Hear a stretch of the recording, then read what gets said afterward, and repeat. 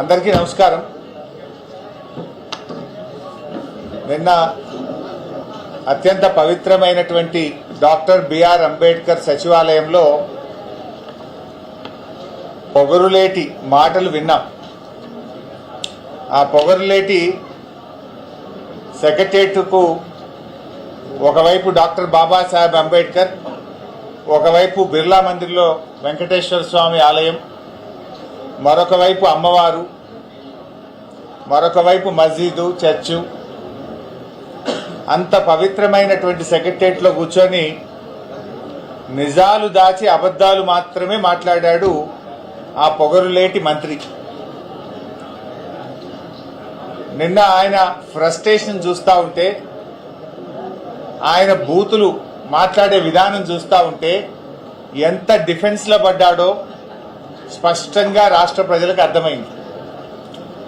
సరుకు లేనప్పుడు, సమాధానం లేనప్పుడు తిట్లకు ఎత్తుకుంటారు. నిన్న ఆయన చెప్పిన కథలు, ఆయన మాట్లాడినటువంటి భాష, ఆయన బాడీ లాంగ్వేజు, ఆయన ఎంత డిఫెన్స్లో పడ్డాడో రాష్ట్ర ప్రజలందరూ కూడా గమనించారు. సమాధానం లేదు కనుకనే నువ్వు తిట్ల రాగాన్ని అందుకున్నావు. ఇలా ఈ పొగరులేటి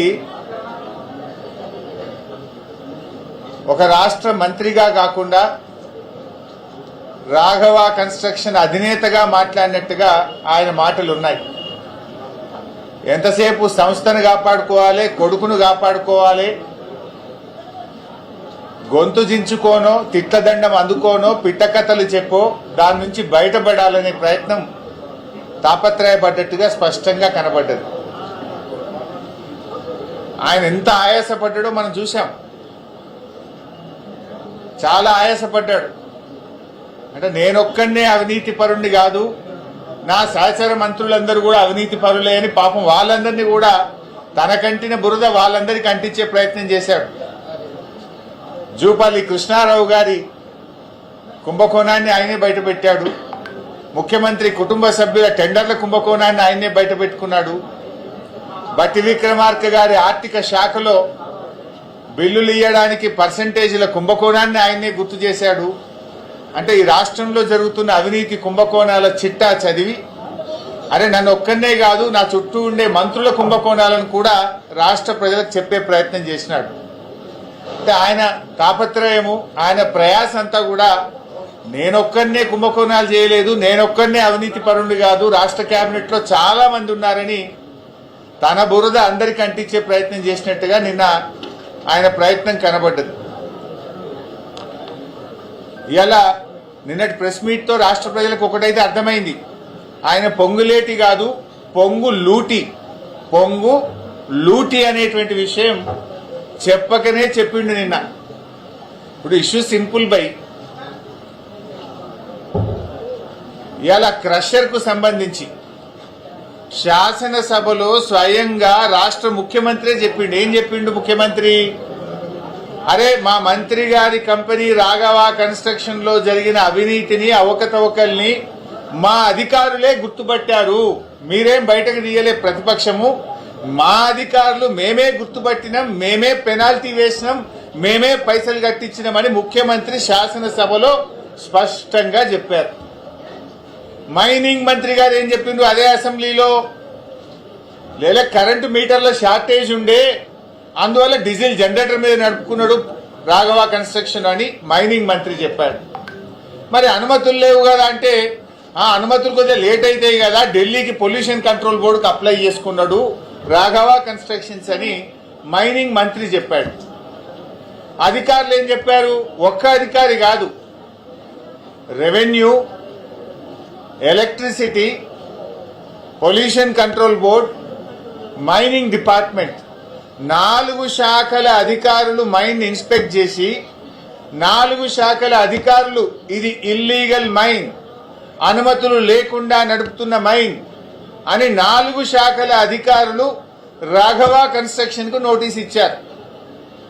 అంటే ఇప్పుడు 4 శాఖల అధికారులు చెప్పింది తప్ప, పొంగులేటి చెప్పింది తప్ప, ముఖ్యమంత్రి గారు నిండు అసెంబ్లీలో చెప్పింది తప్ప, ఈ బాంబులేటి చెప్పింది తప్ప, మైనింగ్ మంత్రి చెప్పింది తప్ప, ఈ పొగరులేటి చెప్పింది తప్ప.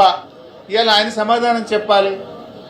శాసనసభలో ముఖ్యమంత్రి మైనింగ్ మంత్రి ఇద్దరు చెప్పారు ఇది రాఘవకు సంబంధించిందే, మా అధికారులే గుర్తుపట్టారు, రాఘవ మీద కేసులు పెట్టాము, రాఘవ దగ్గర డబ్బులు వసూలు చేసినామని నీ ముఖ్యమంత్రి, నీ మైనింగ్ మంత్రి, నీ సహచరులే చెప్పారు. నువ్వేం బుకాయిస్తున్నావు, అది నాకు సంబంధమే లేదు అని బుకాయిస్తున్నావు. అరే 4 శాఖల అధికారులు పోయి ఒక్కసారి కాదు నీకు 3 సార్లు నోటీసులు ఇచ్చారు. యాక్షన్ తీసుకోమని పొల్యూషన్ కంట్రోల్ బోర్డుకు లేఖ రాశారు. నువ్వు పొగరు తగ్గించుకో, పొగరు లేటి ఇంకా చాలా ఉన్నాయి నీ విషయాలు బయటకు రావాల్సినాయి. శాసనసభలో మరి నువ్వు ఎందుకు లేచి మాట్లాడలే? నువ్వు ఉన్నావు కదా అక్కడనే. నీ ముఖ్యమంత్రి గారు లేచి ఇది ప్రతిపక్షం దొరకవట్లే, ఈ దొంగతనం మేమే దొరకబట్టినాం, ఈ దొంగతనాన్ని మేమే నోటీసులు ఇచ్చినాం, మేమే పెనాల్టీలు వేసినామని నీ ముఖ్యమంత్రి చెప్తుంటే నువ్వు పక్కనే కూర్చున్నావు కదా. ఇది నాది కాదు అని అసెంబ్లీలో నువ్వు ఎందుకు లేచి నిలబడి చెప్పలేదు? నీ మైనింగ్ మంత్రే లేచి రాఘవకు అనుమతులు లేవు, రాఘవ అనుమతుల కోసం ఢిల్లీకి అప్లై చేసిందని చెప్తే అసలు రాఘవకు మైనే లేదని నువ్వు అసెంబ్లీలో లేచి ఎందుకు చెప్పలేదు? నువ్వు అసెంబ్లీలో ఉన్నావు కదా, నా పక్క సీట్లోనే కూర్చున్నావు కదా, మరి ఆ రోజు ఎందుకు లేవలేదు? 12 రోజులకు గుర్తొచ్చిందా నీకు మైన్ లేదని? ఇదంతా బుకాయించే ప్రయత్నం, మసిబూసి మారేడుగా చేసే ప్రయత్నం. ఆ మైన్ నీది కాకపోతే అక్కడ కంటైనర్ మీద రాఘవ కన్స్ట్రక్షన్ అనే పేరు ఎందుకున్నది? ఆ కంటైనర్ మీద కాంగ్రెస్ పార్టీ జెండా ఎందుకు పెట్టిండ్రు? బీఆర్ఎస్ పార్టీ బయటకు తీయంగానే ఆ రాఘవ కన్స్ట్రక్షన్ కు పెయింటింగ్ చేసి కనబడకుండా ఎందుకు చేసిండ్రు? కాంగ్రెస్ పార్టీ జెండా ఎందుకు బీకేసిందో సమాధానం చెప్పాలి కదా. నువ్వు నీ కంటైనర్ మీద నీ పేరుంటది, మీద కాంగ్రెస్ పార్టీ జెండా ఉంటది. పొల్యూషన్ కంట్రోల్ బోర్డులో నోటీస్ ఇస్తే, మైనింగ్ డిపార్ట్మెంట్ నోటీస్ ఇస్తే నీ ఉద్యోగి రిసీవ్డ్ అని సంతకం పెట్టి డేట్ వేసి ఫోన్ నంబర్ పెట్టి రాసిచ్చిన డాక్యుమెంటే కదా నేను అసెంబ్లీలో చూపించింది. మరి ఇప్పుడు చెప్పు, ఎవరు తప్పు? ముఖ్యమంత్రి తప్ప? చెప్పు, నా ముఖ్యమంత్రి అబద్ధం చెప్పిండు అసెంబ్లీలో అని చెప్పు, మైనింగ్ మంత్రి అబద్ధం చెప్పిండు అసెంబ్లీలో అని చెప్పు. నువ్వు కూడా అసెంబ్లీలో ఉన్నావు కదా, ముఖ్యమంత్రి మాట్లాడేటప్పుడు, మైనింగ్ మంత్రి మాట్లాడేటప్పుడు నువ్వు అసెంబ్లీలో కూర్చున్నావు. నువ్వు ఎందుకు నోరు మెదపలేదు? ఎందుకు నాకు మైండ్ లేదని అసెంబ్లీ సాక్షిగా చెప్పలేదు? అంటే నువ్వు బుకాయిస్తున్నావు. ఈ బాంబులేటి అబద్ధాలు చెప్తున్నాడు. నువ్వు ఆ మైనింగ్ లో పొంగు లూటీ చేసినావు అనేటువంటిది ఇలా రాష్ట్ర ప్రజలకు అర్థమైంది. నువ్వు ఆ రోజే చెప్పాలి కదా. అదేవిధంగా నాదర్గుల్ భూముల విషయం, బీఆర్ఎస్ టైంలో రిజిస్ట్రేషన్ అయిందని ఒక చిల్లర కథ చెప్తున్నావు. నేను అందుకే చెప్పిన, నిజాలు దాచి అబద్ధాలు మాత్రమే మాట్లాడినామని. నిజమేంటిది? 2016లో ఈ భూములను నిషేధిత భూముల జాబితాలో పెట్టింది బీఆర్ఎస్ ప్రభుత్వం. ఆనాటి ఆర్డీఓ గారు ఈ భూములు కొల్లగొట్టే ప్రయత్నం చేస్తే 2016లో 22A కింద పెట్టి నిషేధిత జాబితాలో పెట్టి ఈ భూములను కాపాడింది నాటి బీఆర్ఎస్ ప్రభుత్వం. ఆ తర్వాత ఆ కంపెనీలు హైకోర్టుకు పోతే 2022లో ప్రభుత్వం బలమైన వాదనలు వినిపించి హైకోర్టులో కూడా ఆర్డీఓ గారి నిర్ణయం సరైన నిర్ణయం, ఈ భూములు సీలింగ్ భూములు అని హైకోర్టు సింగిల్ బెంచ్ లో కూడా ఉత్తర్వులు తెప్పించింది బీఆర్ఎస్ ప్రభుత్వం. ఆ తర్వాత డివిజన్ బెంచ్ కూడా కంపెనీలు పోతే హైకోర్టు డివిజన్ బెంచ్ లో కూడా ఆనాటి రెవెన్యూ డిపార్ట్మెంటు అధికారులు అద్భుతంగా వాదనలు వినిపించి ఇవి సీలింగ్ భూములే, అమ్మిన వారి మీద కొన్న వారి మీద క్రిమినల్ చర్యలు తీసుకోవాలని చెప్పి హైకోర్టు డివిజన్ బెంచ్ నుంచి కూడా జడ్జిమెంట్ తెప్పించింది బీఆర్ఎస్ ప్రభుత్వమే. ఇవి ఎందుకు దాస్తున్నావు? ఆనాటి ఆర్డీఓ ఇవి సీలింగ్ భూములని నిషేధిత భూములా పెట్టింది బీఆర్ఎస్ ప్రభుత్వం కాదా? సింగిల్ బెంచ్ దగ్గర కోర్టులో కేసు గెలిచింది బీఆర్ఎస్ ప్రభుత్వం కాదా? డివిజన్ బెంచ్ లో ప్రభుత్వ పక్షంగా ఇవి సీలింగ్ భూములని కేసు గెలిచింది బీఆర్ఎస్ ప్రభుత్వ హయాంలో కాదా? దీనికి ఎందుకో సమాధానం చెప్పవు. నిన్న మంత్రి గారు ఒక మాట అన్నాడు, ఈ భూములు మేము సుప్రీంకోర్టులో వచ్చిన తర్వాత మా ఆర్డీఓ గారు సుప్రీంకోర్టులో ఫైల్ చేసిండు అన్నావు. ఏమన్నాడు? ఇవి గవర్నమెంట్ భూములే అని సుప్రీంకోర్టులో మేము ఫైల్ చేసినాము, మా ఆర్డీఓ ఫైల్ చేసిండు అని పొంగులేటి గారు అన్నారు. మరి గవర్నమెంట్ భూములే అయితే రోజుకొక పేరెందుకు మారుతుంది బోర్డుల మీద? అక్కడ ఎందుకు ఆ కబ్జాదారులు బౌన్సర్లు పెట్టుకొని రాత్రింబవళ్ళు కాపలు కాస్తుంటే ప్రభుత్వం మొద్దు నిద్రపోతుందా? 2.5 ఏళ్లుగా రెవెన్యూ మంత్రిగా ఆ భూమిని ఎందుకు స్వాధీనం చేసుకోలేదు అని అడుగుతా ఉన్నా. ఆడ రోజుకొక పేరు, ఒకనాడు కోహినూర్ వస్తుంది, తెల్లారి MEAL వస్తుంది, తర్వాత శిల్పా వస్తుంది, తర్వాత శిల్పా రాగానే అది మళ్ళీ రాత్రి పెయింటింగ్ పడుతుంది. శిల్పాలు ఎవరు ఉన్నారో తెలుసు కదా. ఆ తర్వాత AQ స్క్వేర్ వస్తుంది, ఆ తర్వాత మళ్ళీ కోహినూర్ సింప్లెక్స్ వస్తుంది. ఎందుకు బోర్డుల మీద పేర్లు మారుతున్నాయి? AQ స్క్వేర్ ఇంకా నీ కొడుకున్నది నిజం కాదా? శిల్పాతో మీకు వ్యాపార సంబంధాలున్నాయి నిజం కాదా? పెడదామా, డాక్యుమెంట్లు బయట పెడదామా? శిల్పాతో రాఘవ కంపెనీకి ఇవాళ హైదరాబాద్ లో వ్యాపార సంబంధాలు ఉన్నాయా లేవా? AQ స్క్వేర్ లో మీ కొడుకు భాగస్వామ్యా కాదా? నేను సింపుల్ ఒక మాట అంటున్నా, నువ్వే అంటున్నావు ఇది ప్రభుత్వ భూమి, మేము సుప్రీంకోర్టులో వేసినాము, మా RDO వేసిండన్నావు. ప్రభుత్వ భూమి అయితే నీ హైడ్రా గదివిక్తుందా? ప్రభుత్వ భూములు కాపాడడానికి, చెరువులు కాపాడడానికే కదా హైడ్రా. వెళ్ళండి, నేను మంత్రి గారిని కోరుతున్న, నిజాయితీ ఉంటే, చిత్తశుద్ధి ఉంటే తక్షణమే ఆ కాంపౌండ్ వాళ్ళు తొలగించండి, బౌన్సర్లను, ఆ ఆక్రమణదారులపై క్రిమినల్ కేసులు పెట్టండి, అరెస్ట్ చేయండి, ఆ భూమిని ప్రభుత్వం స్వాధీనం చేసుకోండి, ఆ భూమిలో సాగు చేసుకున్న రైతులకు ఎంట్రీ ఇవ్వండి. 2.5 ఏళ్లుగా రెవెన్యూ మంత్రిగా మరి నువ్వేం చేస్తున్నావు? ప్రభుత్వ భూమి అని నిన్న చెప్పినావు కదా. If it is government land, why government is not taking action? As per the Land Sealing Act, RDO is the custodian of the sealing lands. Then what is that RDO is doing? What is that Hydra is doing? పేదోళ్ళ ఇండ్ల మీదకి శనివారం ఆదివారం పై రాత్రికి రాత్రే కూలుస్తారు. High court స్టేలున్నా కూల్చే Hydraa ఇక్కడ a stay లేదు. In fact high court order ఉంది, ఇది గవర్నమెంట్ ల్యాండ్, ఇది సీలింగ్ ల్యాండ్ అని హైకోర్టు ఆర్డర్ ఉన్నా కూడా హైడ్రా ఎందుకు కళ్ళు మూసుకున్నది? హైడ్రా ఎందుకు యాక్షన్ తీసుకోవడం లేదు? దీనికి సమాధానం ఎందుకో చెప్పడు మంత్రి గారు.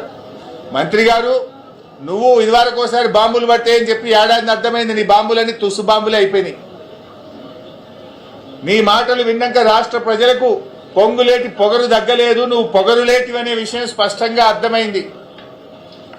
నీ లూటి మైనింగ్ లో నువ్వు పొంగు లూటివి అనే విషయం కూడా రాష్ట్ర ప్రజలకు స్పష్టంగా అర్థమైంది. ఇంకా చాలా ఉన్నాయి బయటకు వచ్చేది, ఏమిట్లకేమి రాలే, ఇంకా చాలా ఉన్నాయి.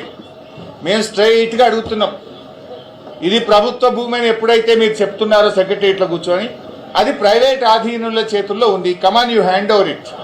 హైడ్రాను పంపించు, కాంపౌండ్ వాళ్ళు డెమాలిష్ చేయి, ఆక్రమణదారులను బౌన్సర్లను అరెస్ట్ చేయి, అక్కడ గవర్నమెంట్ భూమి అని పేరు పెట్టి చిత్తశుద్ధి నిరూపించుకో. నంబర్ 1.